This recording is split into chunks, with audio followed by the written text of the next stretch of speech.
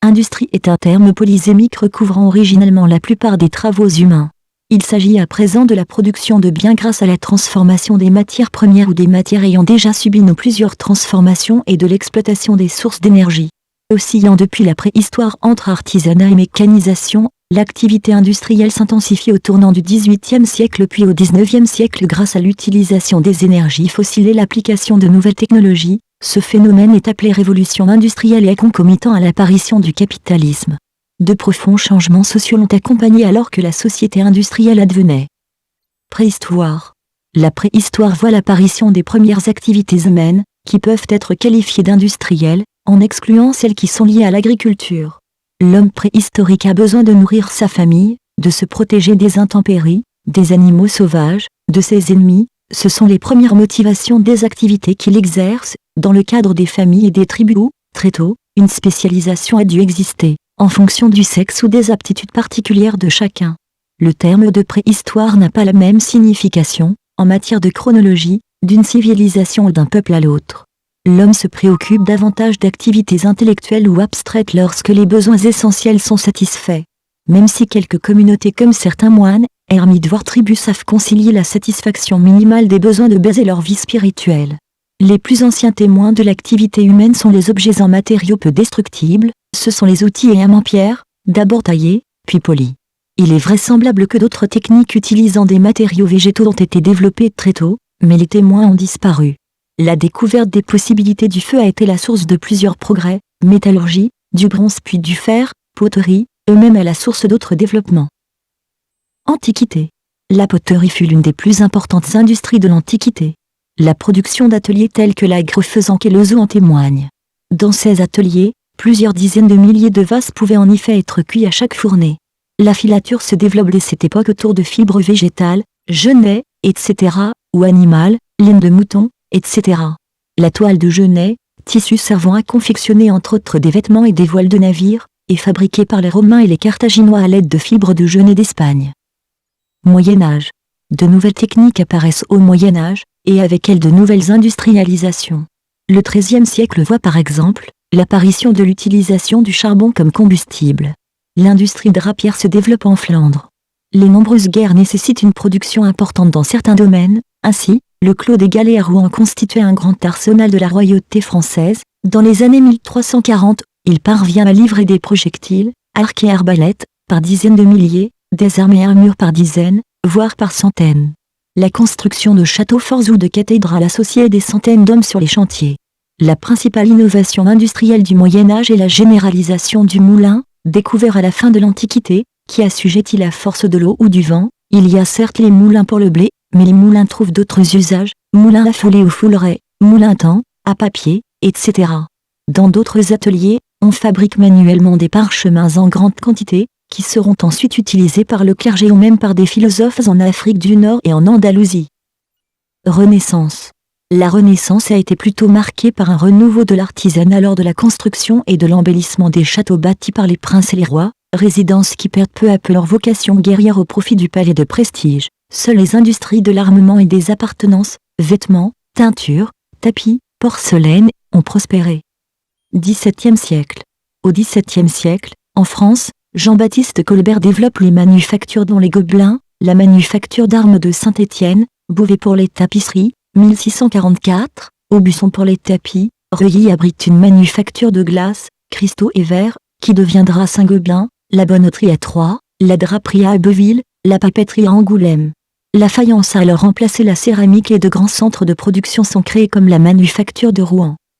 XVIIIe siècle et XIXe siècle. Âge industriel est aussi important que l'apparition de l'agriculture au néolithique, il y apparaît en effet une idée de rupture avec le passé. L'âge industriel est caractérisé par une croissance durable et irréversible de la production industrielle, accompagnée de transformations dans l'organisation de la production et dans les sociétés. En 1746, les jeunes entrepreneurs Jean-Jacques Schmalzé, Samuel Coquelin, Jean-Henri Dollfus et Jean-Jacques Fay créent une manufacture de tissus à Mulhouse. L'industrie se développera de manière fulgurante dans cette ville protestante, qui est alors une cité-État connue sous le nom de République de Mulhouse. Les créations de manufactures se poursuivirent au XVIIIe siècle. Une manufacture de porcelaine s'établit au château de Vincennes avant de déménager à Sèvres où elle se fera une réputation. Malgré les crises difficilement reçues par les contemporains, La tendance générale de la période 1790 à 1939 est caractérisée par l'expansion. La première révolution industrielle commence aux alentours de 1790, pour se terminer aux prémices de la suivante. Les inventions motrices de cette période sont liées à la vapeur et au charbon, son centre d'activité principal est le Royaume-Uni, puis, quelques décennies plus tard, la révolution industrielle touche la Belgique, ultérieurement, le nord de la France, la Suisse, et enfin l'Allemagne. La deuxième révolution industrielle commence aux alentours de 1850, et s'arrête aux environs de la fin de la Seconde Guerre mondiale. Les inventions principales de cette période ont un rapport direct avec l'exploitation des découvertes en électricité.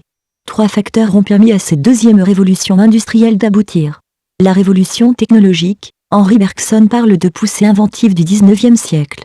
Il s'agit d'inventions essentiellement européennes.